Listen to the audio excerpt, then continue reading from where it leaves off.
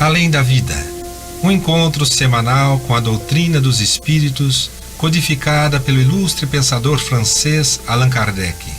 Um momento de meditação, um momento de reflexão, um momento de luz.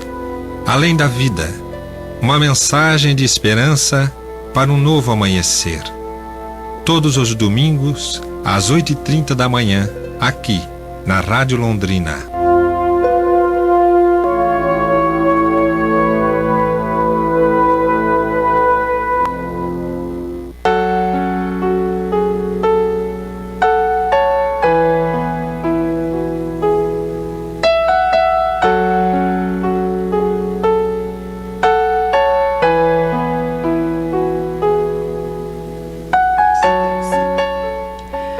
Bom dia, prezado ouvinte da Rádio Londrina, cumprimento ao Silene.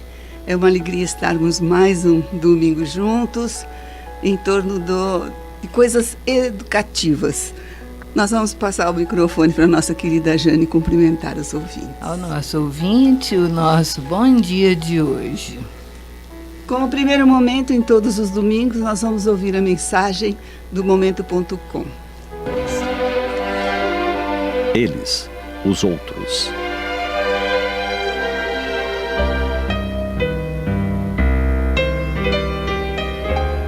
No ano de 1945, o escritor francês Jean-Paul Sartre apresentou ao mundo uma peça de teatro intitulada Entre Quatro Paredes.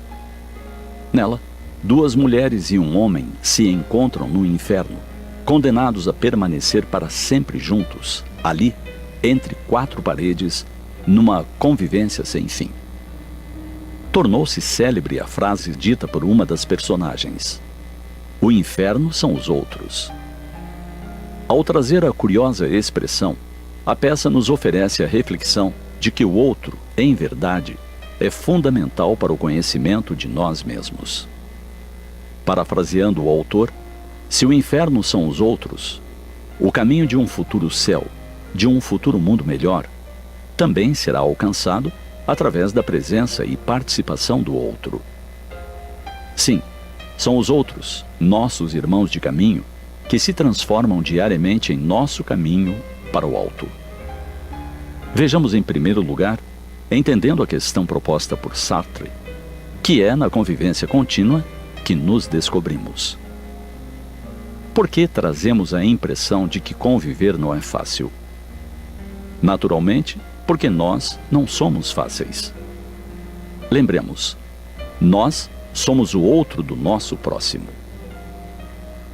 O convívio necessário, proposto pelas leis divinas, faz com que compreendamos uns aos outros e, ao mesmo tempo, nós mesmos. Haverá momentos em que o outro será espelho, uma imagem daquilo que não temos coragem ou condições de enxergar em nós. Haverá outras instâncias em que o outro será instrumento de desenvolvimento de nossas virtudes. Por exemplo, como cultivar paciência e tolerância sem ter quem tolerar?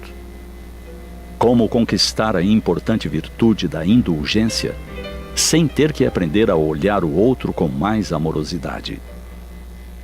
O desenvolvimento da maioria das nossas virtudes passa necessariamente pelo convívio, passa pela presença do próximo em nossas vidas. Agora, pensemos num aspecto que, por vezes, escapa ainda de nossa visão tão negativa das coisas.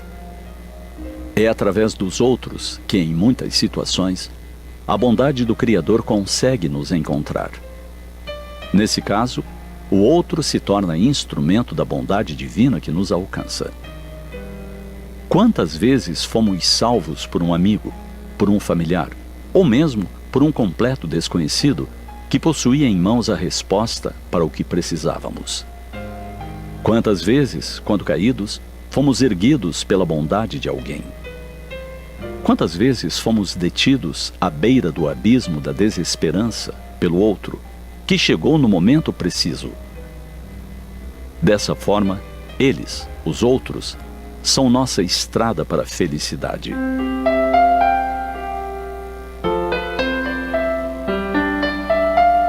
A lei divina, na voz do grande mestre, é muito clara ao nos propor: amar a Deus acima de todas as coisas e ao próximo como a si mesmo.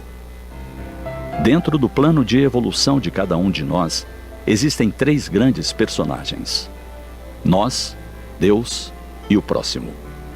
Por isso, os que nos dedicamos ao próximo, somos naturalmente mais felizes, nos sentimos mais completos. Em contrapartida, aqueles que apenas esperamos do outro, esperamos ser servidos e atendidos em nossas necessidades, ainda nos encontramos perdidos nas malhas da carência e da decepção. Reflitamos, por fim, como anda nossa relação com os outros.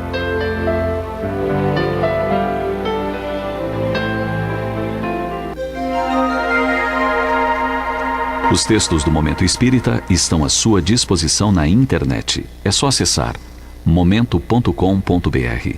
Mais informações, ligue 41 3223 6174, Curitiba, Paraná.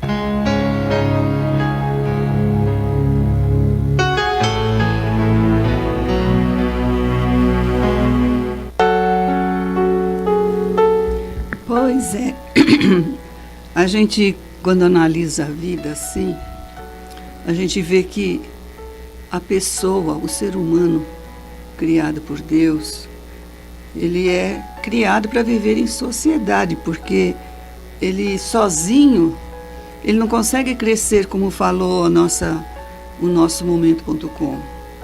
Então é na convivência e principalmente na família, porque a família une, né? Um casal, depois vem os filhos, já no casal já vem a família, tanto da noiva quanto do noivo, né? Então há uma convivência. E é tão difícil a gente viver em convivência, né, Jane? Nossa, nem fala. E você disse bem, né? Porque tem aquele velho ditado de que nenhum homem é uma ilha, né? Se a gente tivesse que viver isolado, nós não compreenderíamos muitas coisas, porque é muito fácil ficar sozinho, né? Você não precisa trabalhar contra o seu egoísmo. A tendência é a pessoa que fica sempre solitária ser um tanto quanto egoísta, porque não convive. Pois é, e a gente vê o quê? Que hoje em dia, mesmo assim, hoje em dia, eu me lembro que quando a gente tinha alguma amiga, alguma tia, algum parente que ficou para titia, que a gente falava. Isso era comum. Era né? comum, então tinha uma vontade. Como que muda as coisas, né, Silene? Porque hoje existem apartamentos de um quarto só para quem prefere ficar sozinho. Então, mas a gente vê que mesmo assim, o que graça hoje? A depressão. O que é a depressão? Depressão também é uma doença que você se acha excluído, que você não consegue nada, que você... E é justamente, ninguém vive sozinho. Eu acho engraçado que quando eu casei, eu namorei 4 anos com o Cláudio, né, para depois casar. E então a gente juntos, nós construímos tudo na nossa vida. Quer dizer, temos só a nossa casinha, o nosso carro. Mas temos, assim, foi assim um trabalho em conjunto. Eu trabalhei na Caixa Econômica do Estado de São Paulo mais de 10 anos. Então, a gente tinha, assim, um objetivo na vida, né? E é interessante porque se a gente não vive, não vive, assim, em convivência, né? Deus, que é a inteligência suprema do universo, teria o quê? Feito com que os indivíduos, cada um ficasse isolado. E, no entanto, não é assim que acontece, não é? A convivência é difícil, mas é uma escola para todos nós. Por quê? Porque nós não somos daqui. Nós estamos no mundo atrasado ainda, vivendo as coisas materiais e querendo se livrar das coisas materiais. Nós que temos uma religiosidade, nós que temos, eu não estou falando de religião, estou falando conhecimento do Cristo, né, do Evangelho, das leis divinas, porque Jesus trouxe para nós as leis divinas. Então, em realidade, O nosso objetivo na vida é evolução, é você amar, é você olhar para o próximo, ver que esse próximo é um irmão seu perante Deus, nosso Pai, que cada um tem uma missão, vamos chamar entre aspas de missão, quer dizer, tem um objetivo, tem algo a cumprir. Para quê? Não é para os outros, é para nós mesmos. Porque a lei divina é assim, o que você faz, você recebe. Você faz o bem, você recebe o bem. Você faz o mal, você recebe o mal. Como que a pessoa sozinha, isolada, morando lá nos confins do Judas, como que ela vai poder deixar de ser egoísta, ser fraterno, ter indulgência, perdoar? Não tem jeito. Tem que viver em convivência para isso. Então, mesmo assim, a gente olha, às vezes eu vejo algum documentário, né, eu gosto do National Geographic, assim, que mostra as cidades, né, mostra no meio do mato lá um casalzinho que foi desbravar. Sempre é um casalzinho, não é um sozinho. É interessante isso, né? Teve uma época que eu gostava de assistir assim, as pessoas que chegavam no Nordeste, assim, do Rio Grande do Sul, eles faziam agronomia, Jane, e levavam o quê? Fizeram um pé de meia, e ele, o rapaz, lembro muito bem, assim, até da fisionomia de um casal, que eles conseguiram comprar um gerador, porque não tinha luz, não tinha água. E, no entanto, do pedaço de terra que eles compraram, adquiriram, eles fizeram um oásis num lugar que só tinha seca, que não tinha chuva. 2 agrônomos, dois colegas de faculdade que foram para lá. Então, e a gente conhece também um casal de dentista, que o Cláudio foi se tratar, né, deles, que a moça fez... cada um, ela e o marido, cada um tinha uma especialidade de dentista, né? Um era fazer canal e o outro implante, essas coisas, e a outra fazia mais corriqueiro. E ela fez um concurso para ir lá no Acrelândia, parece que é, uma cidade no interior do Acre, 300 quilômetros da capital. Longe, hein? Olha, um lugar que não tinha nada, que as pessoas, para procurarem um dentista, tinham que ir para Rio Branco. E no fim lá, a primeira mensagem, assim, notícia que ele teve, que estavam muito bem, eles eram recém-casados, estavam muito bem. Por quê? Porque se amavam, porque escolheram conviver juntos, trabalhar juntos, evoluir juntos, e numa profissão que também é uma profissão de amor, né, ao próximo, de auxílio ao próximo. Então, as leis divinas, elas são perfeitas, né? Talvez essa dificuldade da gente viver em convivência, eu tô baseada no momento.com. Então, essa dificuldade está nos nossos espinhos, entre aspas, morais, em nosso orgulho, né? Porque eu quero que seja assim, vai ser assim, se está errado, não sei o quê, é assim. A gente quer que os outros pensem como a gente, não é? Cada um tem uma etapa evolutiva e cada um tem uma opinião, uma maneira de ver das mesmas coisas que nós vemos, mas diferente, né? Você fez um determinado tipo de experiência nessas diversas fases evolutivas que nós tivemos, diversas encarnações. Então, quando chega esse momento, um pensa de um jeito, outro pensa de outro. Por quê? Porque nós não estamos no mesmo grau de estudo, não fizemos as mesmas experiências que nós, um com o outro. Então, cada um, isso é bom. Eu vejo isso nos nossos estudos, Jane, porque geralmente, assim, eu sou muito, assim, democrática, né? Porque eu estudo junto com eles. Então, alguém fala assim, mas olha, Silene, eu estou vendo assim, naquela mesma faixa de estudo, ele viu de outro jeito, o outro viu de outro jeito, e engloba tudo no certo, que eu não enxergava, o outro não enxergava do jeito que eu estava falando. Então, nós somamos opiniões. nós somamos naquele estudo. Então, tudo na vida nós temos que analisar, prestar atenção. Por quê? Por que só eu que estou certo? Não, senhor. Vamos ouvir outras opiniões, né? Todos nós temos dificuldades a vencer, são as nossas provações, e sempre há alguém que nos envolve, nos ampara, nos protege, não é? Nunca estamos sozinhos, o amor de Deus opera tudo em todos. Sabe, Jane, é tão engraçado, porque normalmente os outros veem os nossos defeitos. E quando eles nos chamam a atenção, falam do nosso defeito, que é a primeira coisa que você faz? Você grita e fala assim, agride, né? Você vai, revida, né? E é justamente nesses momentos que a gente deve prestar atenção, porque a gente não vê os nossos defeitos, só de continuar o que você estava falando. Eu estava lembrando aqui, assim, o esforço de cada um e que todos estão juntos, mas há vidas que são verdadeiros exemplos. É verdade. Tem, assim, nós todos que estamos hoje no século XXI, nós continuamos admirando notavelmente os grandes compositores do passado, né? Porque a música clássica, ela tem se revelado além do seu tempo, porque a gente vê no dia a dia da vida uma música, vamos supor, que aparece agora, faz um sucesso um ano, depois cai em desuso, ninguém lembra mais dela.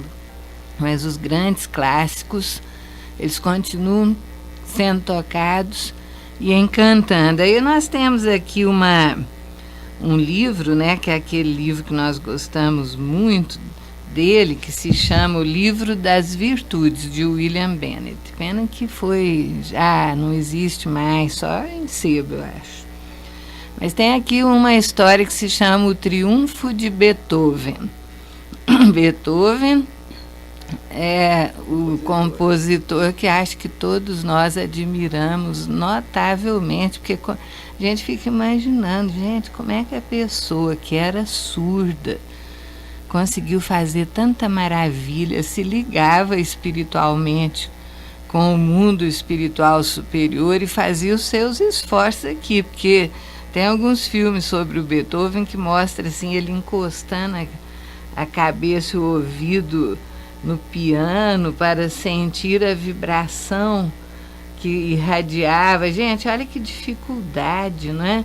Mas tem uma história dele aqui que diz assim, que desde pequeno ele sabia tocar piano melhor do que a maioria dos adultos. Com 7 anos de idade, ele deu o primeiro concerto. Aos 11, ele era organista da corte em Colônia. Olha só que maravilha, se fosse hoje era proibido trabalhar, não deixam as crianças desenvolver, né? Fica tudo aí na adolescência até os 30, 40 anos, que estão impedidos de se desenvolver nos países menos adiantados, porque lá nos Estados Unidos eles estimulam, né? Então, com 12 anos, ele apresentou a primeira composição dele, significativa. Aí, com mais ou menos 16, ele foi em Viena e tocou para o Mozart, que depois do recital, né, o Mozart estava no recital, falou assim, nossa, esse menino vai longe, um dia o mundo vai falar dele. Aí o pai do Beethoven, ele era cantor da corte e já se via assim com a ideia do tanto de dinheiro que ele ia ganhar com aquele menino prodígio, né? Ele pensava mais no dinheiro, e segundo o livro, né, e na bebida, do que na felicidade do filho, Ludwig. Então ele chegava em casa cambaleando de manhã, depois arrancava o Beethoven da cama para o piano e o forçava a estudar até de noite, não poupando cascudos e safanões. Quando exausto, ele errava uma nota. Aí diz assim o livro que é de se admirar que a brutalidade do pai não levasse Ludwig a odiar a música. Talvez a suavidade da mãe o tenha ajudado a superar essas horas difíceis. Mas quando ele tinha 17 anos, a mãe morreu e o pai vendeu na mesma, assim, imediatamente as roupas dela para comprar bebida, né? E ele sentia profundamente essa perda, o Ludwig. Não tinha ninguém para cuidar dos 2 irmãos menores. O que ele fez? Tomou a responsabilidade da casa, ofereceu-se para trabalhar para o príncipe pela metade do salário que o pai dele recebia para sustentar os irmãos. O pedido foi atendido pelo príncipe, a carreira do pai chegou ao fim e o Ludwig se tornou o chefe da família. Passou o resto da vida cuidando dos irmãos, embora eles fossem causa constante de problemas e aflições a ele. Antes de completar 22 anos, ele se mudou para Viena para estudar com Haydn, o mais famoso compositor da época. Anos de muito trabalho, aprendeu a tocar trompa, viola, violino, clarinete, para melhor escrever música para orquestra. Trabalhava sem cessar em suas composições, escrevendo, corrigindo, revisando, rejeitando, começando tudo de novo. Olha só, gente. Aos poucos, a fama do talento dele foi se espalhando. Os vienenses, lá em Viena, né, amavam a música e compareciam em massa para ouvir o Beethoven. Em 1795, ele deu uma série de concertos, inclusive em benefício da viúva dos filhos do Mozart. Olha só que grande espírito era esse, hein? Ele soube que ela estava em dificuldade financeira com a morte do Mozart e começou a ajudar a fazer concerto, mandava dinheiro para ela. Aí, daí por diante, o sucesso dele garantido. Passou os anos seguintes compondo, dando concerto, afirmando-se como grande músico, mas aos 27 anos ele começou a notar zumbido nos ouvidos. Ele tentava ignorar a princípio, mas o zumbido ia piorando, piorando, piorando. E o diagnóstico, quando ele procurou os médicos, para ele foi igual uma sentença de morte, que ele estava ficando surdo. Vocês imaginam um músico sem ouvir, né? Até ali ele não era surdo? Não, até os 27 ele começou a escutar o zumbido, né? Ó. Por um tempo ele não tinha coragem de contar para ninguém, porque tinha um certo orgulhozinho ali, né? Passou a se esquivar das pessoas e falou assim, ele começou a se isolar, ó. E ele gostava de estar com as pessoas. E o que ele escreveu a um amigo? Olha, confesso que estou levando uma vida miserável. Há 2 anos que evito todas as reuniões sociais, pois me é impossível dizer às pessoas que eu estou ficando surdo. Se a minha profissão fosse outra, seria mais fácil. Imagina, ele teve que se isolar, e nós fomos feitos para estarmos em conjunto, né? Uma das coisas que mais fez mal para a humanidade, embora fosse uma solução de emergência imediata, foi essa pandemia, o isolamento social. Até hoje nós estamos tendo a consequência disso. Crianças que tiveram que ficar em casa, não podiam sair, que nem conseguiram desenvolver a fala direito, porque estavam isoladas. Os pais, às vezes, nem sempre podiam ficar juntos, né? As escolas sem funcionar. Nós tivemos atendendo um menininho uma vez, logo que acabou a pandemia, que 5 anos de idade, o pai e a mãe conversando, nós notando que ele só ficava mexendo com os dedos o tempo todo, olhando para as mãos, mexendo com os dedos. Parecia um autista, não comunicava. Aí nós conversamos e perguntamos, mas ele era assim antes ou foi durante a pandemia? Não, ele não era assim, foi durante a pandemia. O menino ficou tão solitário, não tinha com quem conversar, que ficava conversando com os dedos, aí perdeu um pouco o jeito de ficar no meio das pessoas. teve que ser encaminhado para psicóloga para superar. E quantas outras crianças, por causa do isolamento, né? Então, isso foi um mal para salvar vidas, mas gerou muito problema, na verdade, por causa da dificuldade de convivência social que houve, não é? Mas aí o Beethoven, né, ele ficou convencido de que ele ia morrer e confessou a vergonha e o desespero dele num testamento endereçado aos irmãos dele. Ele escreveu assim: eu não podia pedir às pessoas, fale mais alto porque eu sou surdo. Como eu poderia admitir a fragilidade do sentido que deveria ser mais perfeito em mim que em outros? Um sentido que um dia possuí em alto grau de perfeição? Devo viver no exílio. Se me arrisco a conviver com as pessoas, sou tomado de terror, ao risco terrível de dar a perceber minha condição. Que humilhação passei, quando alguém a meu lado ouviu uma flauta à distância, eu não ouvi nada. Ou quando alguém ouviu um pastor cantando, eu novamente não ouvi nada. Esses incidentes me levaram à beira do desespero. Vocês vejam só. Então, a vida, ela faz as coisas. Ele ainda tinha o orgulho para trabalhar, um espírito elevadíssimo para nos trazer tanta beleza. Precisou disso, não é? Mas olha só. No entanto, Beethoven fez algo muito mais corajoso do que desistir. Entregou-se à arte, continuou a compor, ainda que a melodia soasse cada vez mais fraca aos seus ouvidos.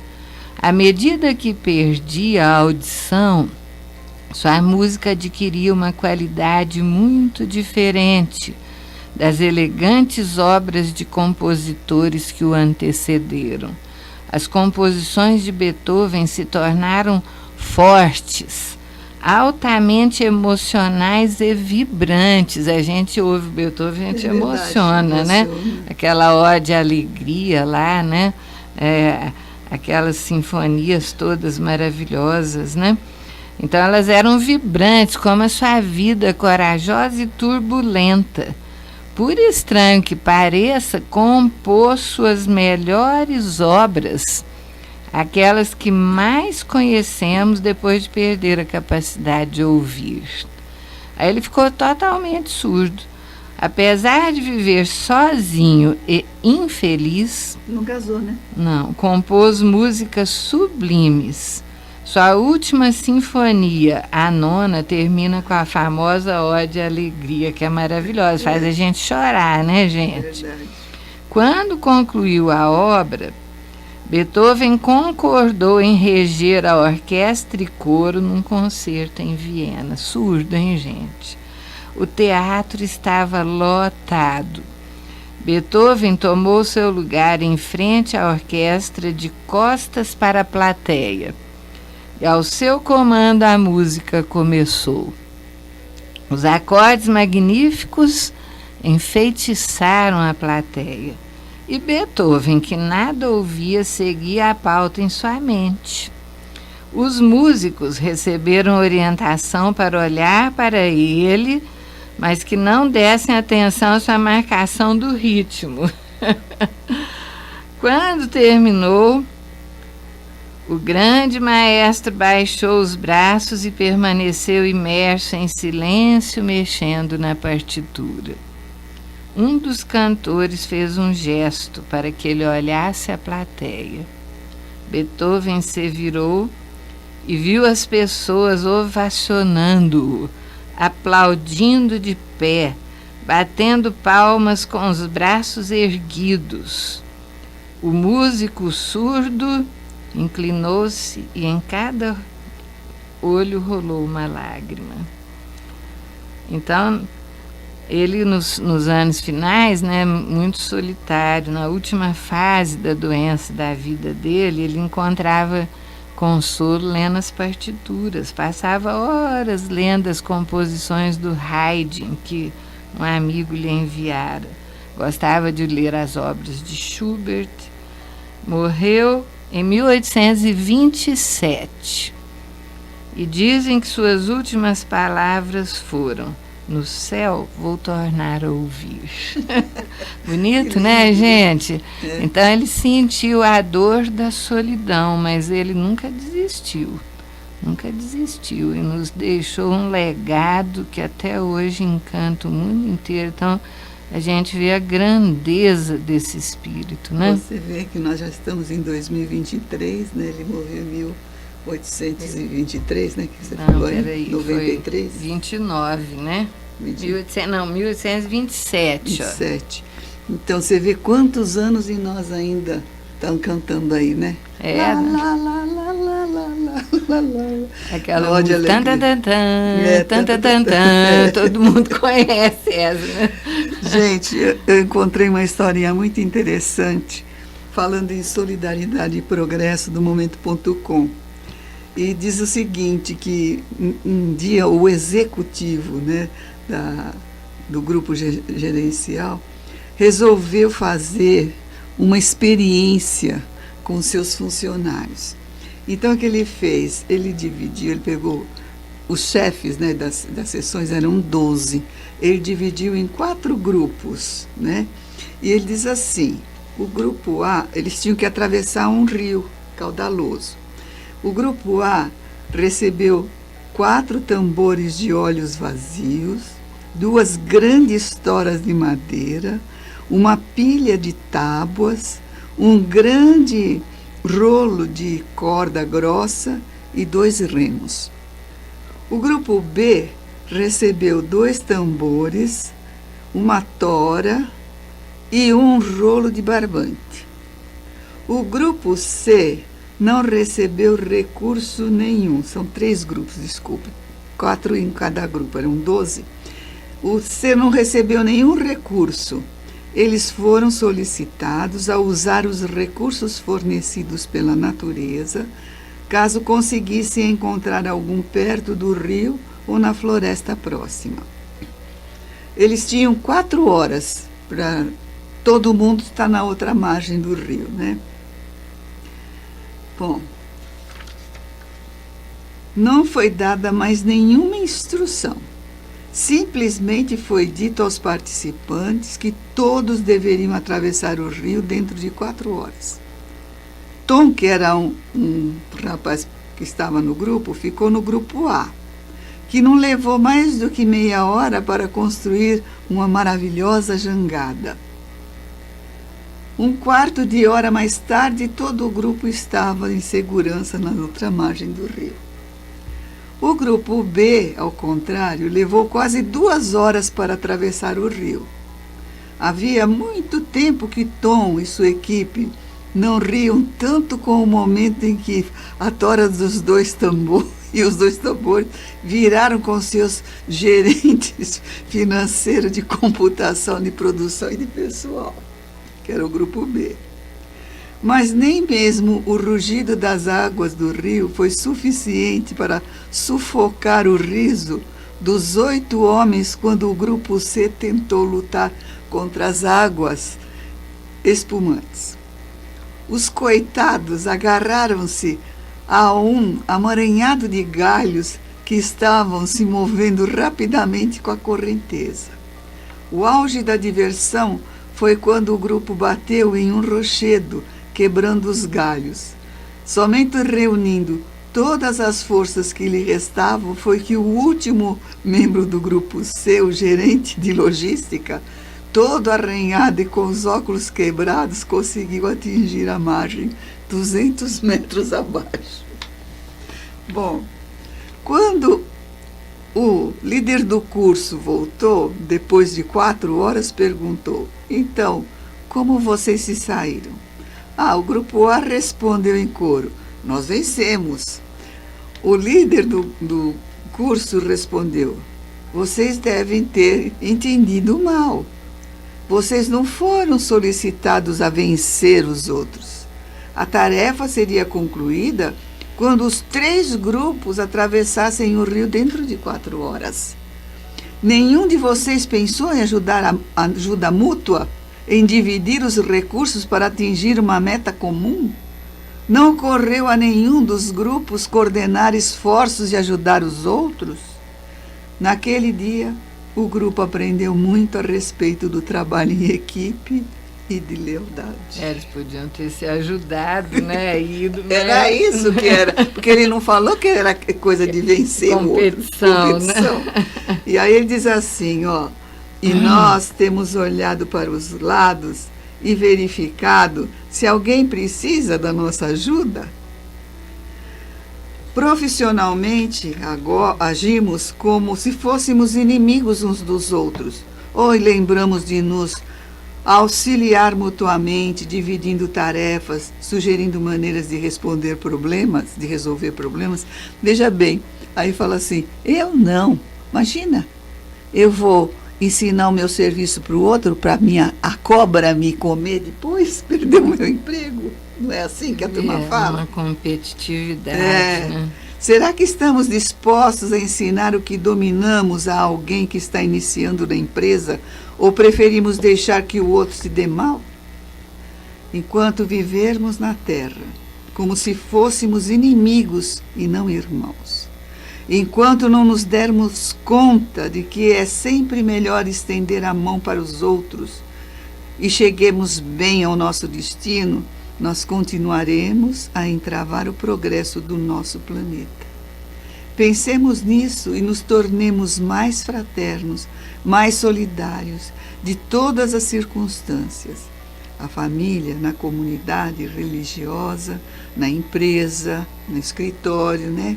Tentemos fazer isso e nos haveremos de sentir muito, mas muito melhores. Olha só, e dentro disso, né?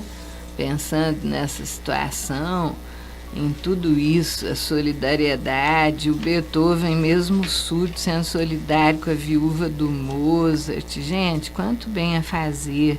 Dentro disso nós temos aqui, naquele livrinho da Joana de Ângeles Responde, uma pergunta que foi retirada a resposta dela do livro Autodescobrimento.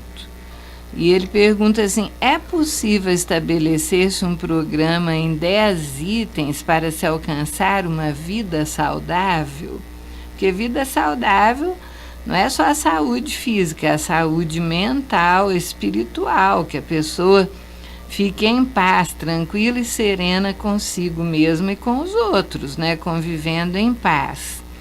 Então a Joana diz assim, tudo quanto se tenha que fazer, pensar antes, delineando um programa cuidadoso no qual o improviso não tenha lugar e nem tampouco arrependimento tardio. Tal programação estatuirá a necessidade de pensar com retidão. Você pensar retamente, ó.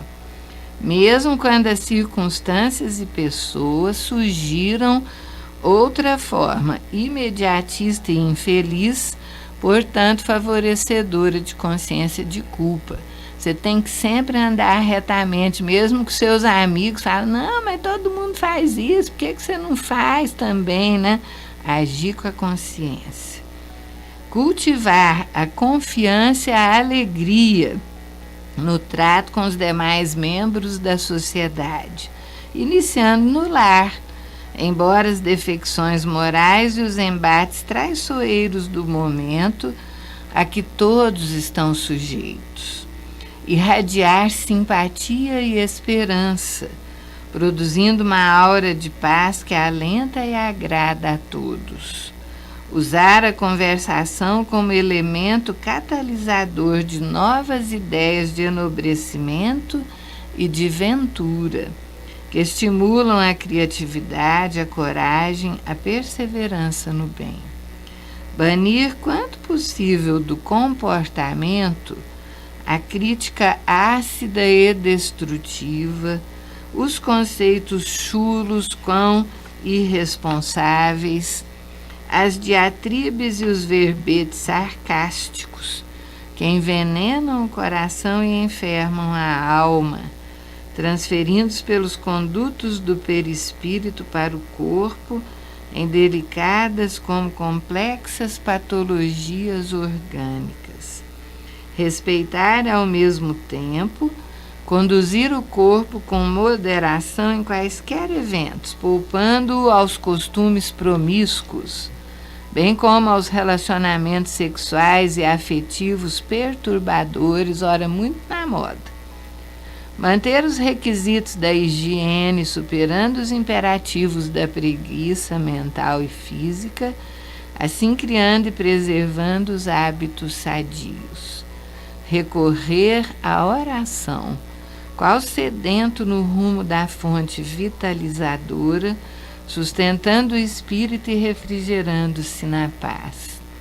Meditar em silêncio, a fim de absorver a resposta divina e capacitar-se dos conteúdos da inspiração para alcançar as metas essenciais da existência. Preservar a paz mesmo que a alto preço, estimulando-a em todos quantos o cerquem.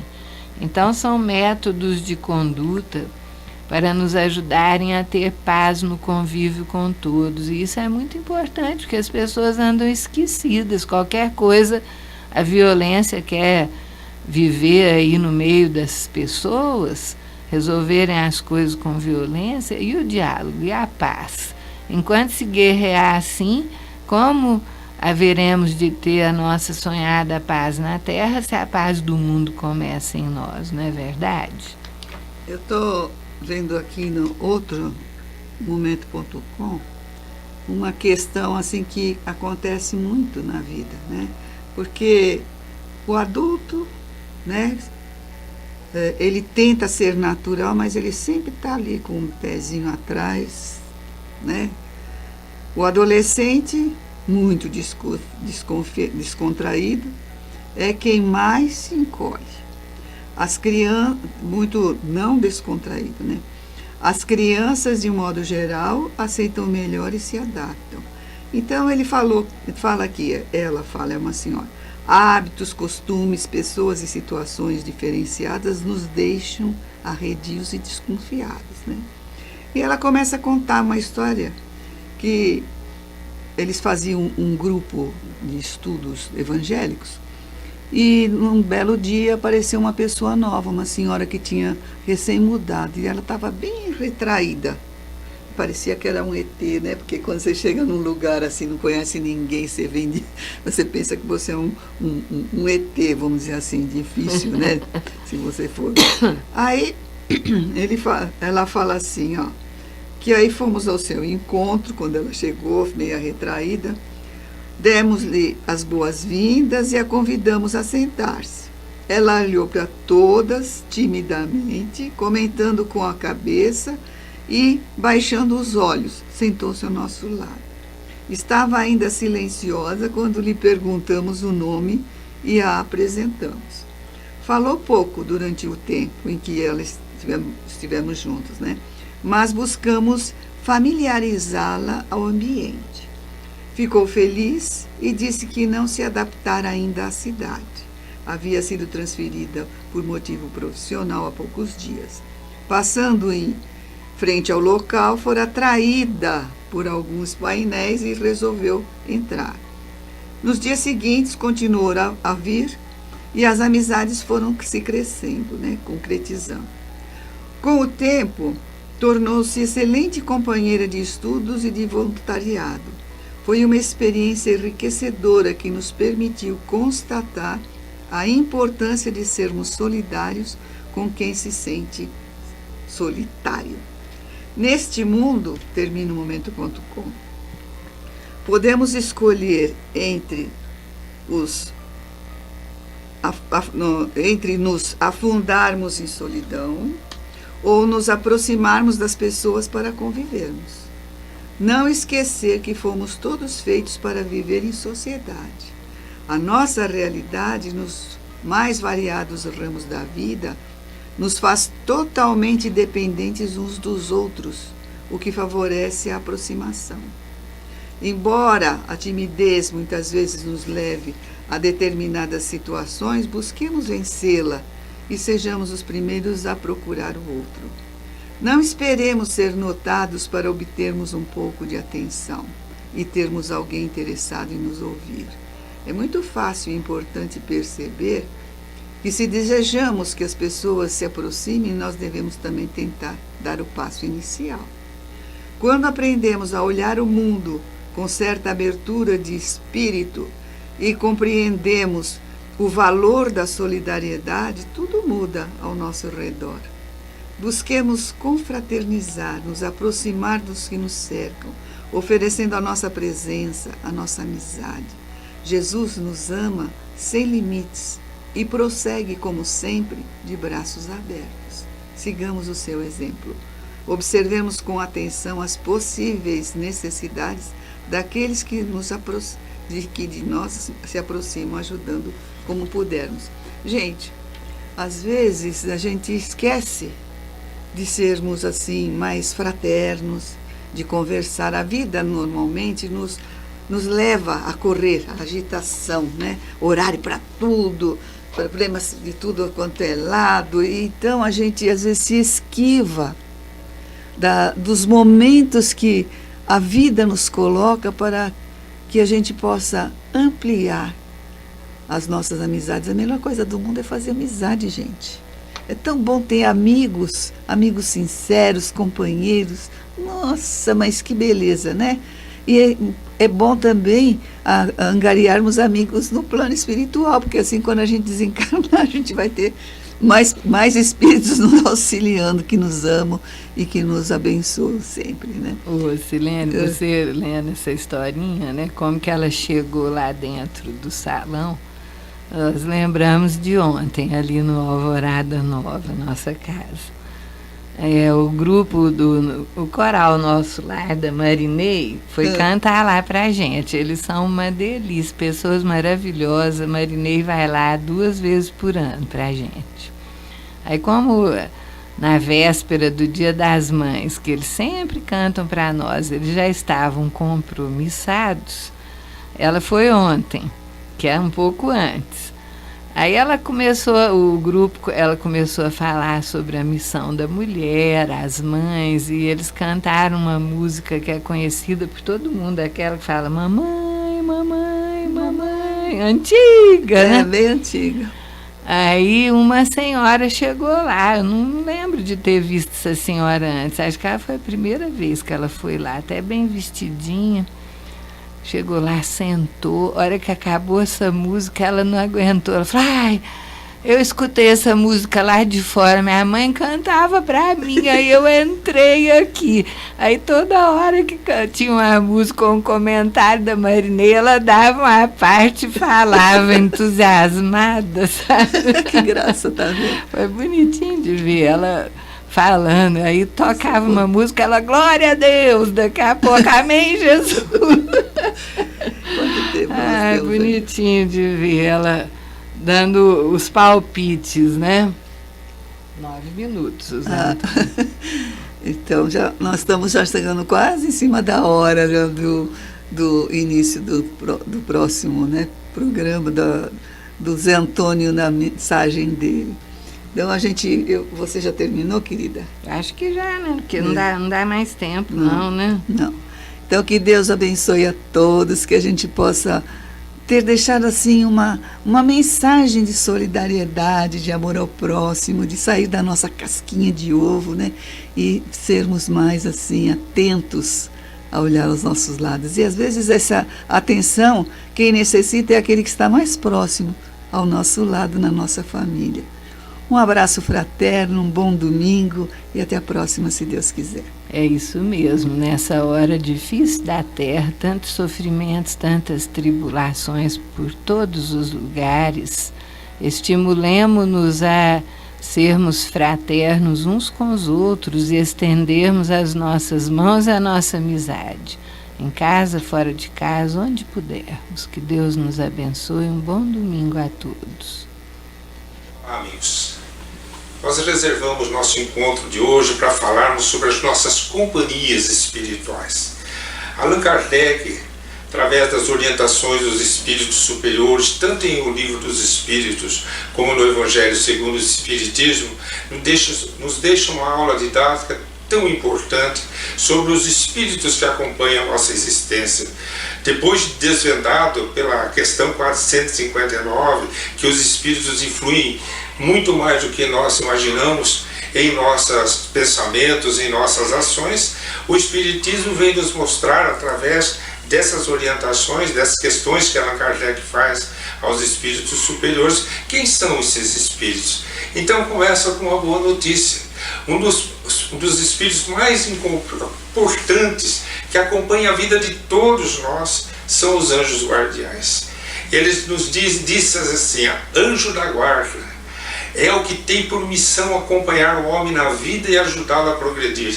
É sempre de natureza superior com relação ao seu protegido. Todos nós temos um bom espírito que está ligado a nós desde o nosso nascimento e que nos tomou sua proteção. Sob a sua proteção, ele desempenha junto de nós a missão de um pai, junto de um filho, a de nos conduzir no caminho do bem, do progresso, nos recursos das provas da vida. Então, olha como é agradável, gente, como é gostoso a gente saber que a gente não vem na Terra sem estar amparado pela mão amiga de espíritos superiores, de espíritos amorosos, de espíritos mais evoluídos que nós, mostrando que as leis de Deus são de progresso e de fraternidade. O espírito evolui e estende a mão àquele que ainda não evoluiu ou que está em fase de evolução, porque está no mundo de expiação e provas, precisa de muita ajuda. Então Allan Kardec nos apresenta, recebe dos espíritos superiores essa orientação, a presença constante dos espíritos anjos guardiães na vida de todos nós. Mas além dos anjos guardiães, existe, influenciando a nossa existência, dentro de nossas casas, os nossos espíritos familiares. Eles não vão viver com a gente, eles encontram no mundo espiritual a sua nova vida, mas pela afeição, pelo afeto com que se ligaram a nós durante a existência terrena, eles gostam de se aproximar. São tios, tias, avós, padrinhos, madrinhas, irmãos e irmãs. Muitas vezes recebem até de espíritos superiores dos nossos próprios anjos guardiães, ordem para vir nos ajudar ou trazer determinado recado, nos inspirar, ou nos fortalecer, ou nos advertir.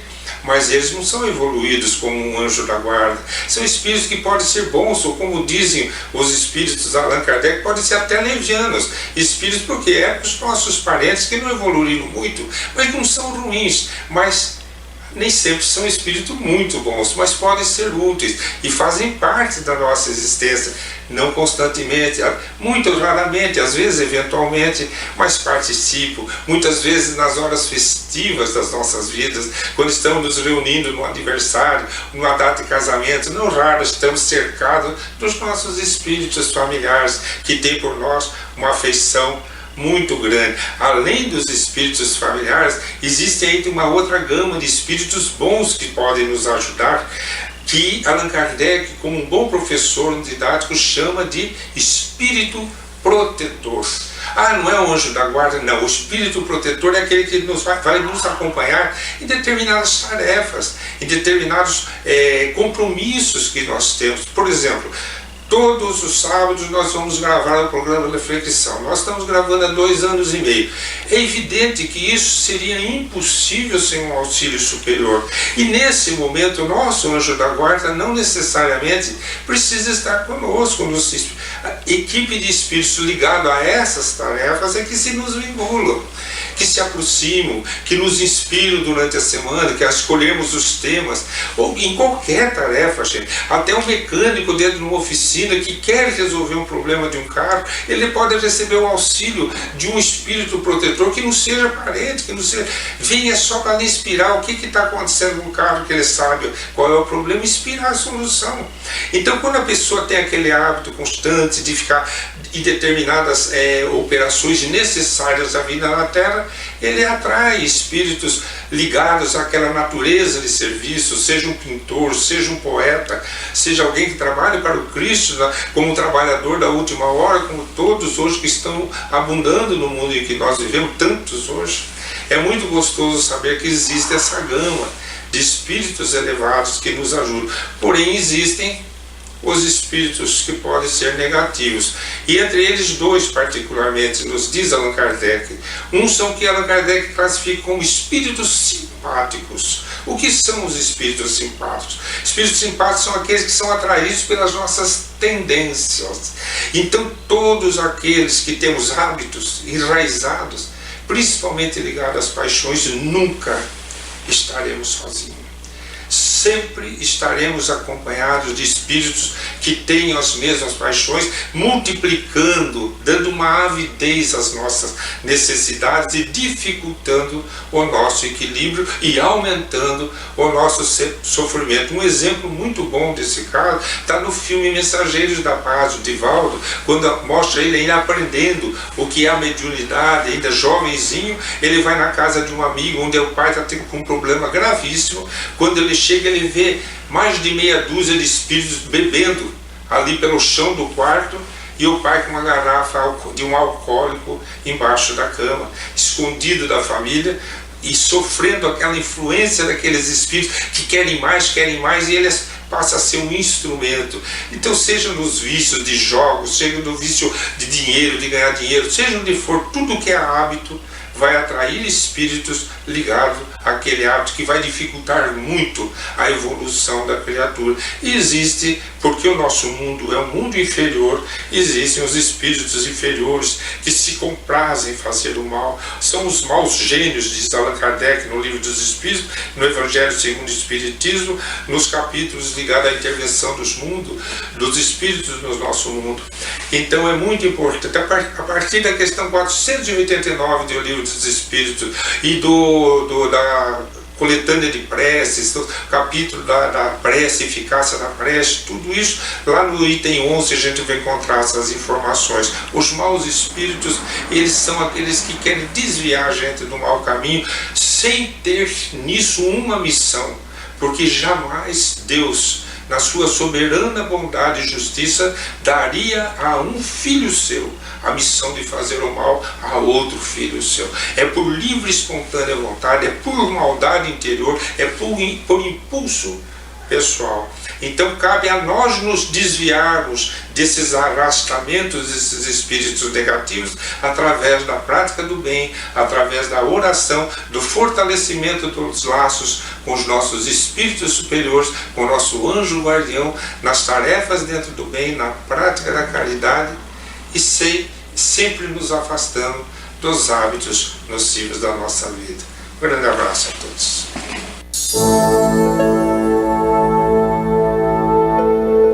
Além da vida, um encontro semanal com a doutrina dos espíritos, codificada pelo ilustre pensador francês Allan Kardec. Um momento de meditação, um momento de reflexão, um momento de luz. Além da vida, uma mensagem de esperança para um novo amanhecer. Todos os domingos, às 8h30 da manhã, aqui na Rádio Londrina.